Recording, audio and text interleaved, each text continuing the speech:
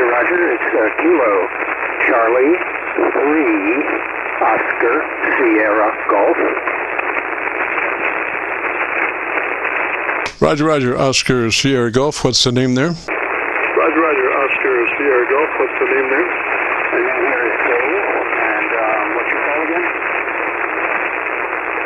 Call here is Kilo Charlie 9 Victor Kilo Victor. Name is Jim, and this is the Friday afternoon Qso-Vlog network. And we usually help folks get their transmitters set up. Roger. Get their transmitters set up. Roger. Did you say KVK over? The call is KC9VKV Kilo Charlie 9 Victor Kilo Victor.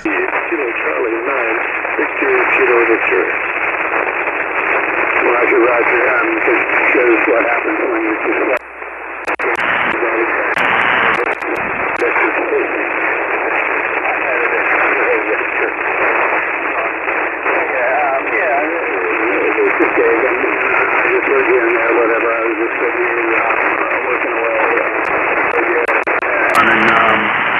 DX-10, and I'm pushing about 600 watts for an American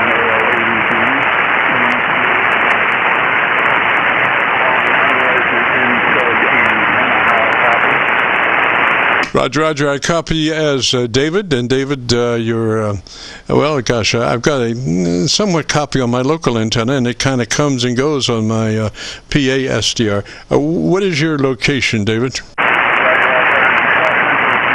Location, David. between Gettysburg and Carlisle, in the middle of the Montreux, French word, state forest.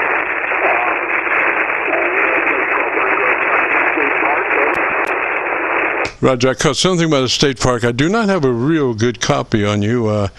If you could try one more time with your location, Roger. Try one more time with your location, Roger. Yeah, roger, roger. Halfway between Gettysburg and Carlisle, along the mountain range of the Appalachian Mountains. Give me state. State. Give me your state. Give me your state. Pennsylvania. Halfway between Gettysburg, and Carlisle, Pennsylvania.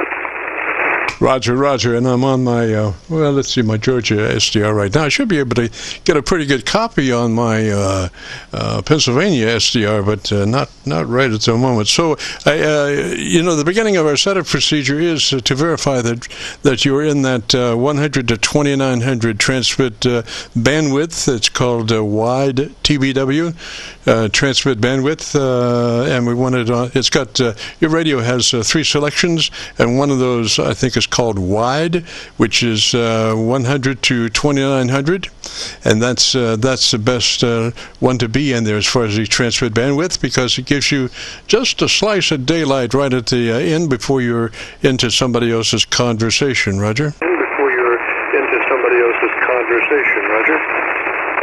Roger, 1 moment.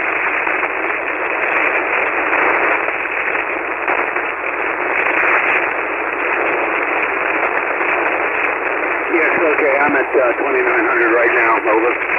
Excellent. Then we move to the compressor processor, and we want that on at a 3 out of 10 or 30 out of 100. We're just looking for a third of your compressor processor possibilities. So compressor on at a 3 out of 10 or 30 out of 100. Roger. At a 3 out of 10 or 30 out of 100, Roger. 1 moment.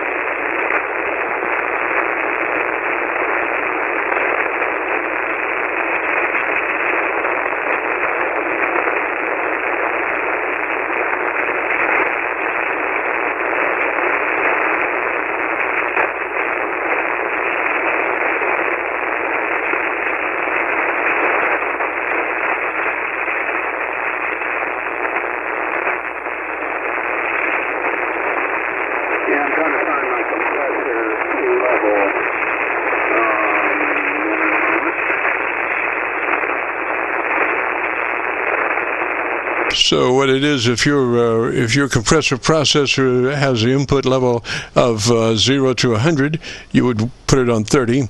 If it had a 0 to 10, you would put it on 3, Roger. 0 to 10, you would put it on 3, Roger. Yeah, no problem with that. I'm just trying to find it on my settings. Ah, there you go. Menu search. They should make a special option. It's just a search for menu, and you crank in something like what you're thinking about, and it gives you options. Something like what you're thinking about is just gives you options. Yeah, 'cause I usually don't mess with it. Boy.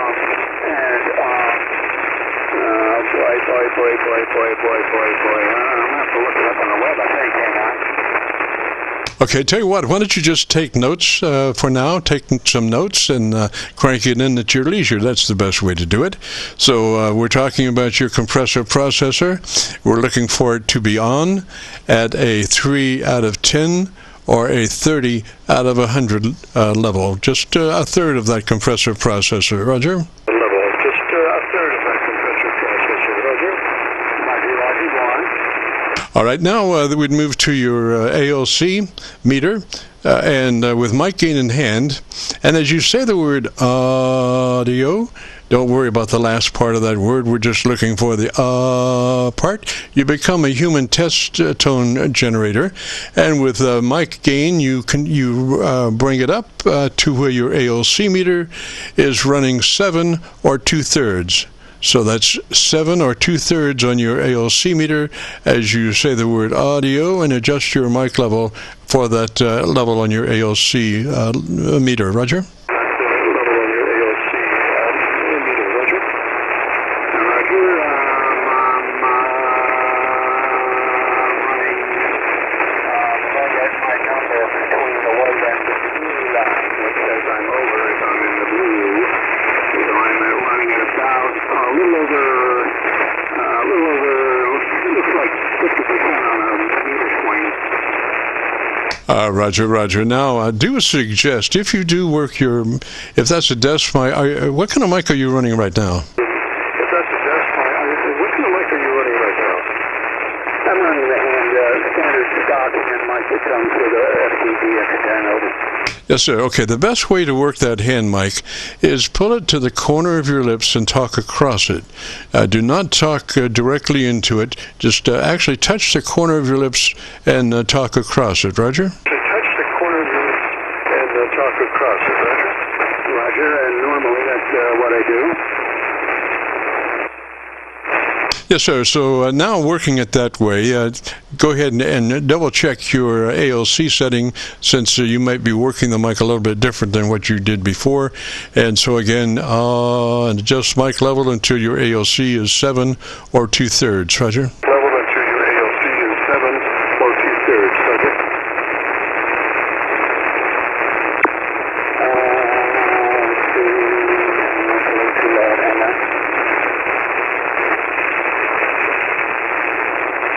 All right. Did you get that? All right, did you get that?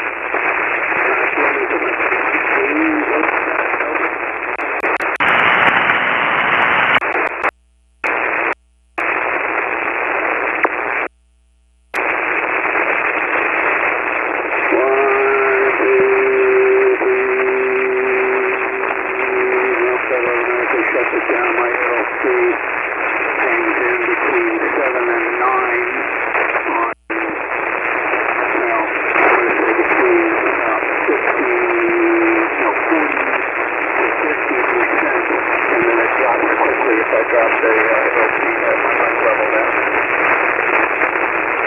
Roger. Well, it doesn't make a difference what the actual mic level says it is. What we're looking for is that reading on your ALC meter. That's the one, 7 or 2/3. That's the one we want because that sets your modulation level perfectly. Roger. Your modulation level perfectly. Roger.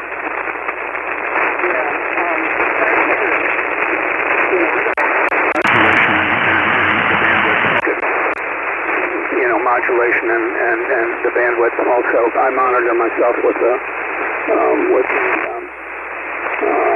AirSpy HF Discovery Plus. And according to what I'm seeing now, and I'd really rather not mess with my levels because I think they've been optimized already. About 2 to 3 years ago. Over. Roger, it looks pretty good. I'm looking at your audio on a view meter tied to my 7300 output, and it does look like you're running about a 3 dB dynamic range on your transmitter, Roger. Looks like you're running about a 3 dB dynamic range on your transmitter, Roger. Roger, Roger. I would agree with that. Alrighty, but what I would do, I have a pretty good copy on you, not the greatest in the world, but pretty good, and I would suggest maybe a little bit more top-end EQ, maybe a couple of clicks of treble boost, and if you have a frequency capability, we would want that at 2.7 kilohertz.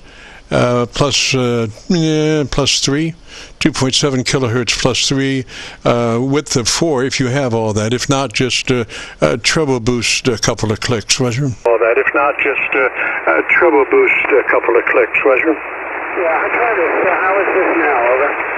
1, 2, 3, 1, 2, 3, over. Okay, I think you can work that mic a little bit further back. I think you might be too forward on that mic. Move it back just a little bit because I'm still catching some stuff that usually if you work it, across the side as opposed to directly ended, it alleviates that problem. Across the side as opposed to directly ended, it alleviates that problem. Roger, Roger. How about this? Testing 1, 2, 3, over. Yeah, that sounds a lot better.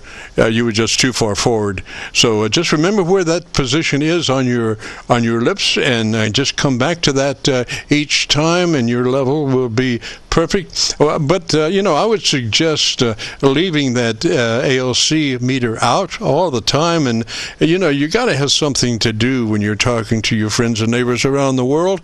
And if you have your ALC meter sitting there looking at you, you can play games with it as far as trying to keep that meter in the sweet spot of 7 or 2/3 position as best you can.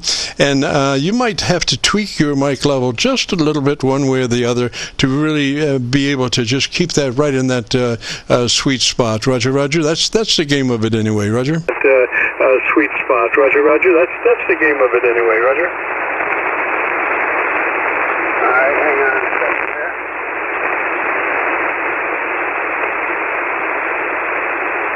Yeah, my treble is already set up for being plus 5. I can go all the way to plus 10 on its setting. And I don't know if, and I have the base turned to -6 out of 10. So I tend to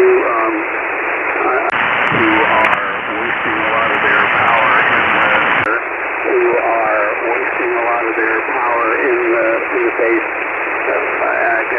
Guessing that they think they're going to be more intelligible. I used to work the telco, and I'm fully aware of the optimum frequency range.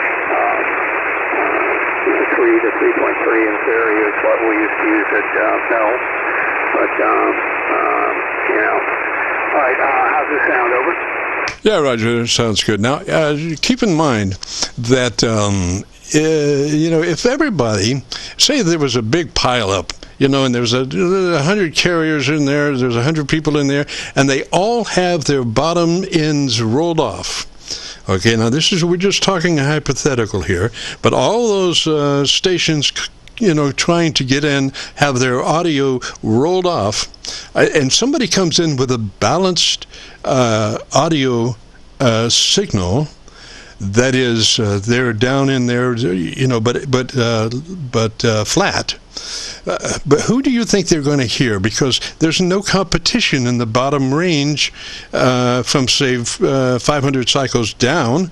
So that's why I think it's important to stay balanced in your signal. Not necessarily, super at the top end, not necessarily super at the bottom end, but balanced through the audio fidelity. Roger? Balanced through the audio fidelity, Roger.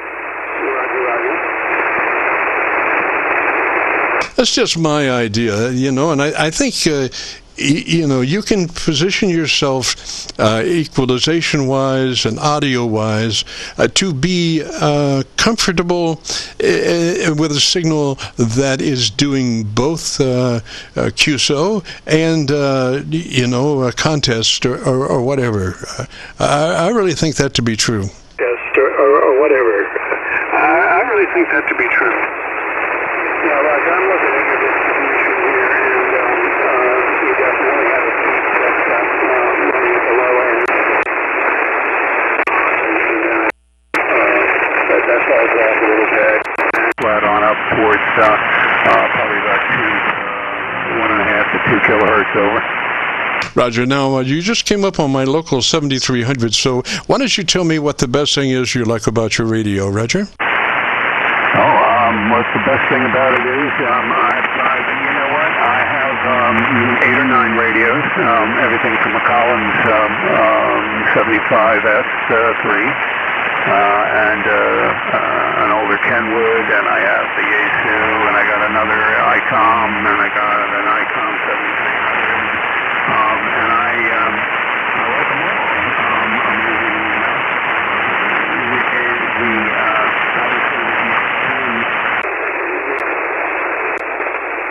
DX-10 has a great combination of tools, including, a really nice attenuator, especially in this noisy environment we have now. And putting that together, I love the 7300 for what it is. Its technology was so advanced when it was first out, and it's still a heavy hitter, no doubt about it.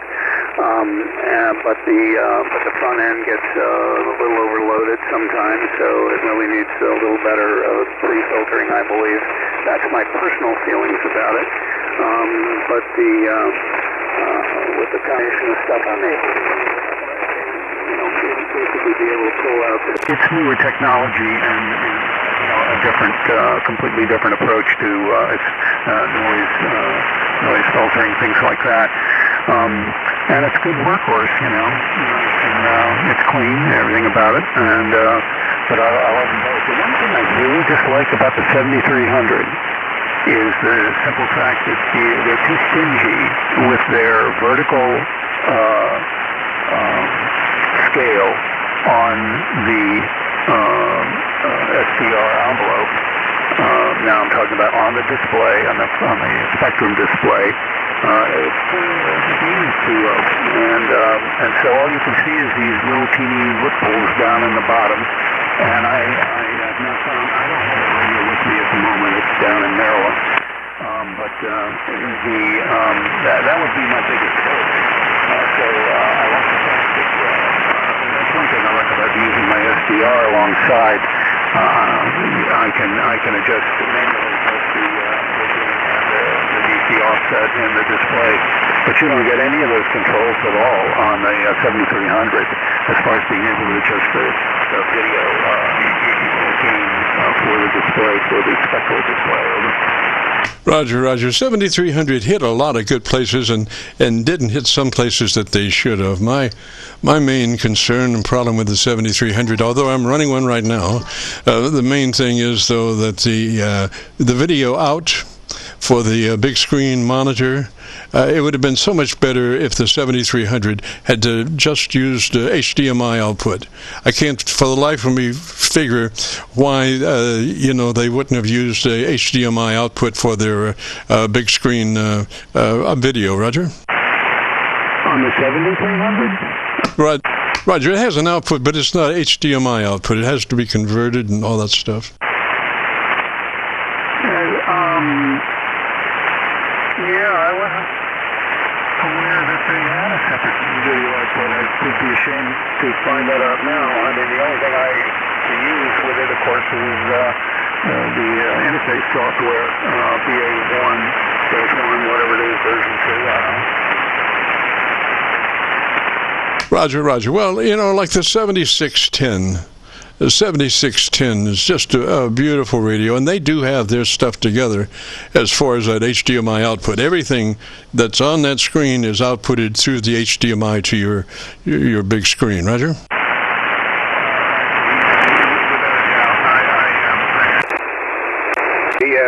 Without a doubt, I suffer from not having that going on, and like right now, like I say, my 7300 is down in Maryland, so I would, I'll run the remote on it, but not from here, at least not yet. I don't have that all set up yet because we're in the process of moving from Pennsylvania down to Maryland over.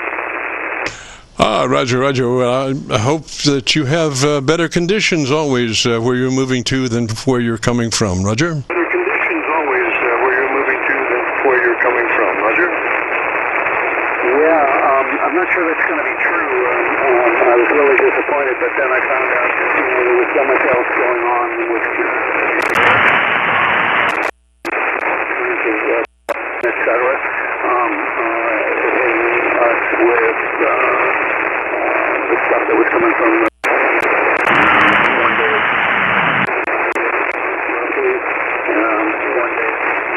it's pretty usable, the next day it's almost unusable, and I thought it was my environment there, and some of it probably is because I'm in a city there and I'm in the country here.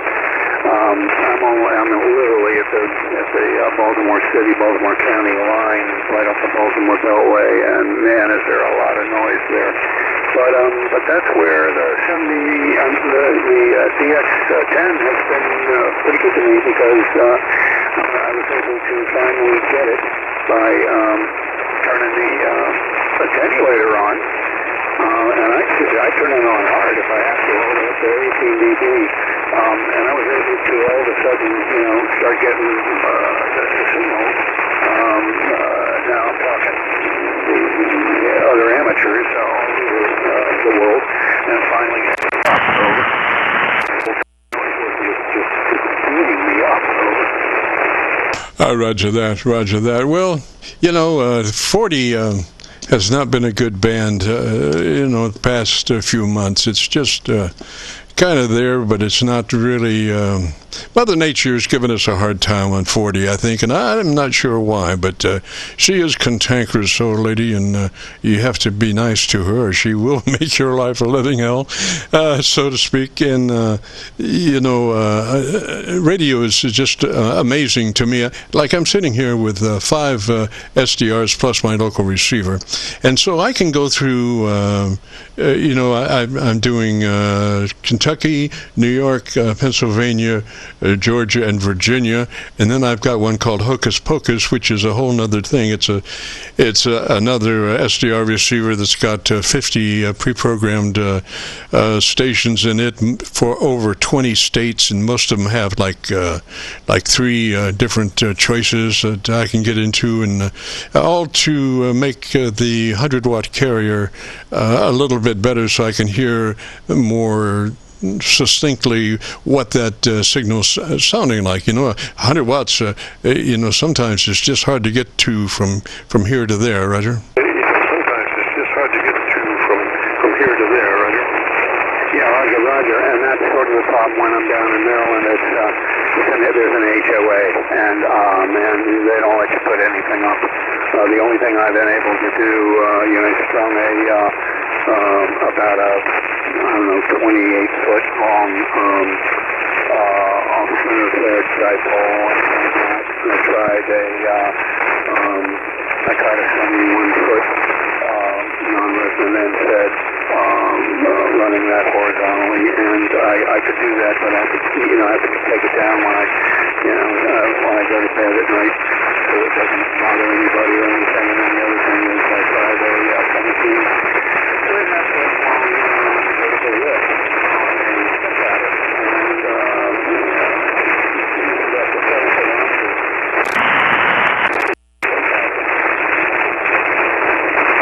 Roger, Roger, David. Well, the conditions have kind of reversed now, and I've not been able to copy you on any of my SDRs.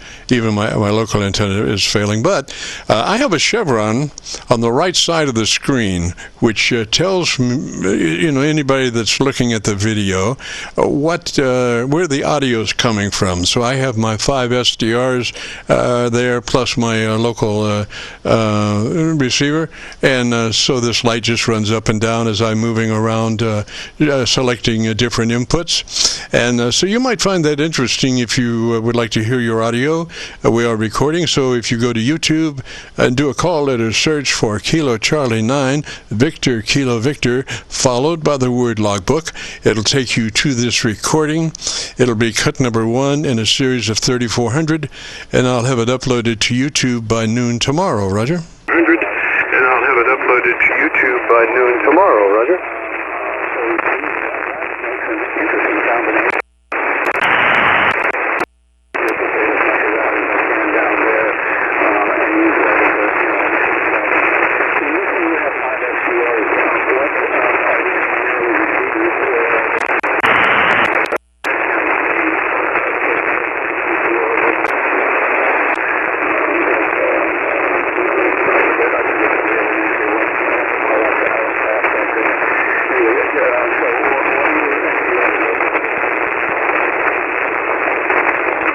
Roger, Roger, David. When I came off my part, we were doubling some, so I just want you to know that we are recording, and if you would like to hear your audio, if you go to YouTube and do a call letter search for KC9VKV, followed by the word logbook on a YouTube search, it'll take you to this recording.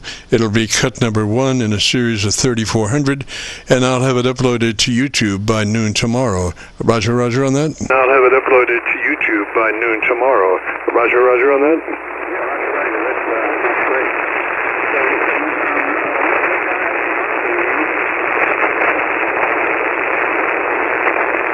Alrighty, David, I think we've run out of string for this communique, so let me say 73 to you, and you have a great afternoon and a beautiful weekend. If you get a chance, join us next Friday. We'd love to have you. This is the Friday afternoon Qso-Vlog net. If you have a radio you want to check out, give me a shout. If you have a radio you want to check out, give me a shout. Okay, I'm on my Pennsylvania SDR. If you happen to live around that area or up north, even on the other side of PA, up around the Canadian border or whatever, that's a good jump place from the border up to PA SDR. Just, it's an ideal distance for a hop, a nice, plus 20 hop or so. Anyway, we're right there on the PA SDR at the moment. Anyway, we're right there on the PA SDR at the moment.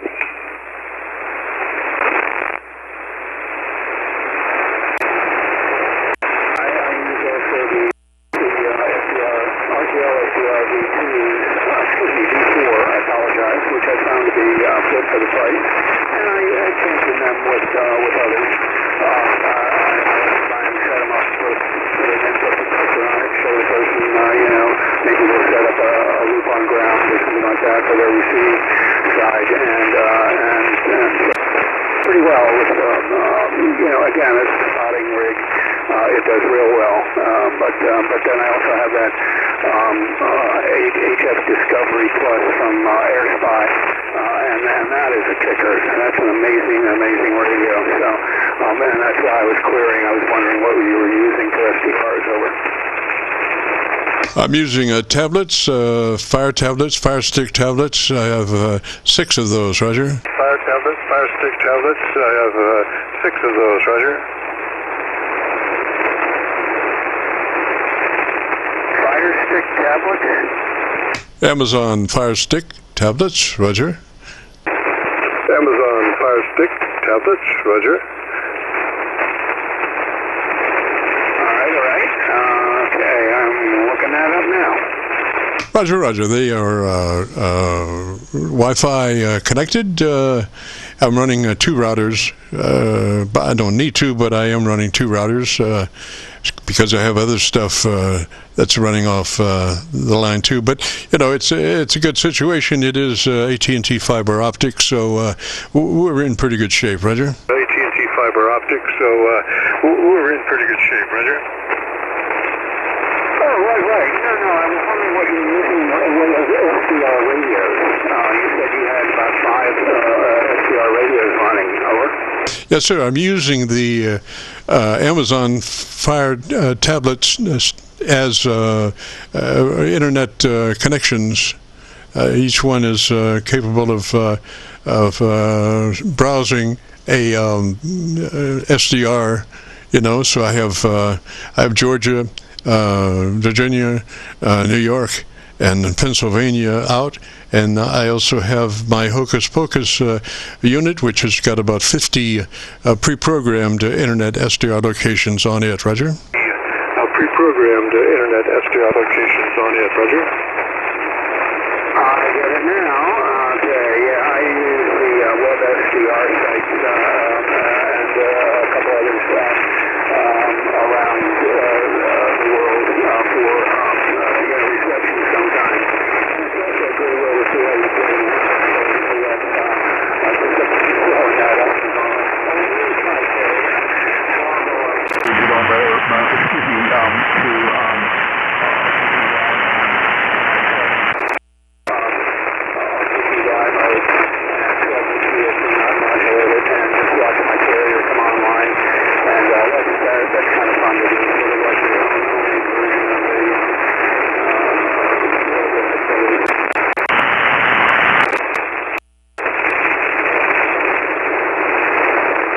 Roger, David. Well, again, I think we've about run out of string, buddy. I am coming out of these tablets on the audio connection and into a 6-position rotary switch, so I have all of my SDR receivers in their audio, and I just select through like that, and I have my my local 7300 audio on that same rotary switch, so I can go through everything in about a second and a half, and you can really tell the what's going on there as you go through that fast and come back and forth, and you can hear the noise level versus the voice level. That's the thing. You're not looking at meters, you're just listening by ear. Roger. Looking at meters, you're just listening by ear. Roger. Yeah, Roger. That sounds good. Okay, look, I will take your advice and I will see if I can check in as the weeks go by here. I'm tearing down my equipment here and setting it up down in Maryland. I appreciate it very much. And with that, I'm 373. Roger, David, and I would suggest that you check your ALC level one more time, because maybe you didn't reset your level after you started working that mic the way we had talked about working it. It seems to be a little hot now, so you might check that. ALC meter, microphone level adjustment until your ALC meter is running 7 or 2/3. So let me say 73 to you, David. You have a great afternoon and a beautiful weekend. Roger. Yeah, David, you have a great afternoon and a beautiful weekend. Roger. Roger. Thank you much, Scott. Roger. This is the Friday Afternoon Qso-Vlog Net. My name is Jim, and this is the Friday Afternoon KC9VKV Qso-Vlog Net. If you have a radio you want to check out, give me a shout.